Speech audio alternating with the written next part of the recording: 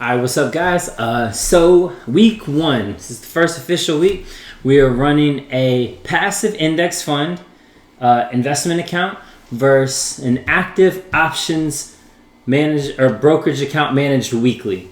I'll show you all the results from that active brokerage account weekly, and then we'll compare these every like 4 or 5 weeks, see what the balances are. We're going to run these for a year, head to head, see who comes out on top. Passive investing in the market goes up, everything goes up, dividends, everything reinvested, and then active options where like all your gains immediately are reinvested. But each of these accounts will have $500 added to it each month, starting next month. But let's break down the accounts. All right, let's clear this up first. Index funds are a premier passive investment. If they're great if you don't want to pick individual stocks, if you don't want to manage risk, and then if you don't even want to think about the market, you just put your money in, you sit back, relax. Like, just because I trade options doesn't mean I'm against index funds. Like, my dog doing index funds, like, I'm like, this is amazing. They're extreme diversification, and it's kind of like the only thing that you can kind of just set it and forget it. Okay, so then here's an overview of the index fund account. So these are all index funds. And then here's the current balance. So this one's sitting a little bit higher than the trade and brokerage, but that's just because the stocks are fluctuating. So 65% of this is in the U.S. stock market, 35% international. So the whole U.S. market, like all the stocks, everything. So like you have thousands of stocks. So like you're super leveraged, super balanced. But so the VTSAX is the index funds for the U.S. That's equivalent to VTI. And then the VTIX is equivalent to the VXUS. Like, you could look those up, see everything they invest in. But these are super safe, and you just invest over time. But an actively managed brokerage account, the complete opposite of passive. We run the wheel strategy, so we start with cash secure puts, run right to covered calls. We do a cash secure put ladder, use margin, constant rolling adjustments. You're the risk manager all the time. So you're managing everything weekly, and you got to make moves all the time. And here's how that looks for next week. So here's the options trading brokers. Look at the account value. So it's maybe like $300-400 less than the index funds. But here we go. So Archer, we're going to sell all 600 shares, 6 contracts, and the option for us to sell our shares above $9 paid us $272. We said we'll buy $9. So if the strike is $9 or below, we'll buy 100 shares at $9, but that paid us $28. So we have a covered call and a cash secured put with Intel. So we said we'd buy the shares. It's way above the strike, so we're not buying them yet, but we don't even want to buy them. We're just collecting premium. This is a cash secured put ladder. I'll cover that in another video. But these are the strategies we're using. So you can look at the strikes. So right here, we'll buy SoFi at $26.50. That pays us a premium.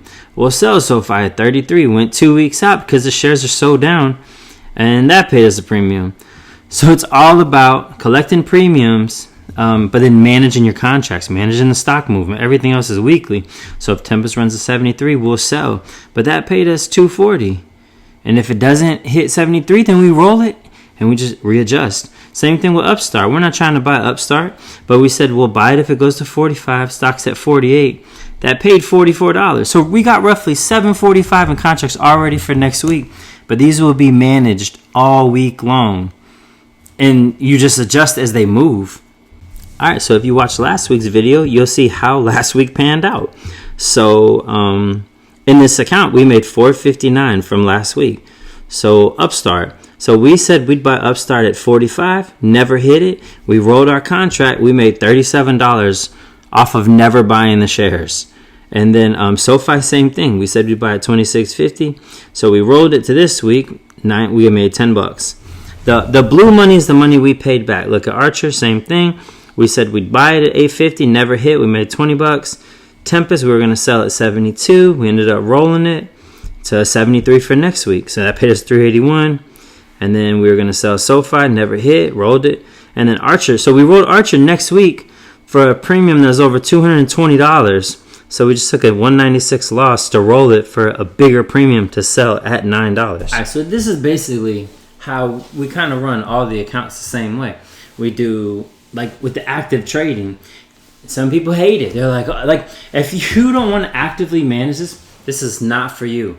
You should 100% do index funds. If you want to set it and forget it, just like every month you just put your money in there, and then as the stock market returns, your money goes up. You get returns. But I'm like, if you want to actively manage, this is like what we thrive on. We thrive on we harvest volatility all the time. So I mean, and people will comment on my channel, like, you can't do that, you can't do this. Like, I'm gonna blow my son's account. Cool. Thanks for your comment. Like, I'm showing you guys every single week. This isn't a trade by trade. This isn't a watch what I do and copy me. This is what we do.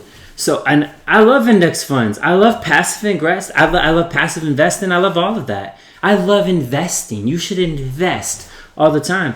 But this is what we do. We're going to run an index fund versus actively managed, the wheel strategy, a cash secured put ladder, rolling, everything. Super active every single week for a whole year. And then, I mean, it's all about percentages, so we'll see who comes out on top. But let me know in the comments who you're voting for. Are you an index investor, or you think the options are going to win? And then, so next Sunday, all the contracts we have, you'll see how they pan out. And then if I can't get it that Sunday, then I'm going to do the following Sunday. But I'll recap both weeks at one time. But I'm excited about this. And all right, catch you guys in the next video.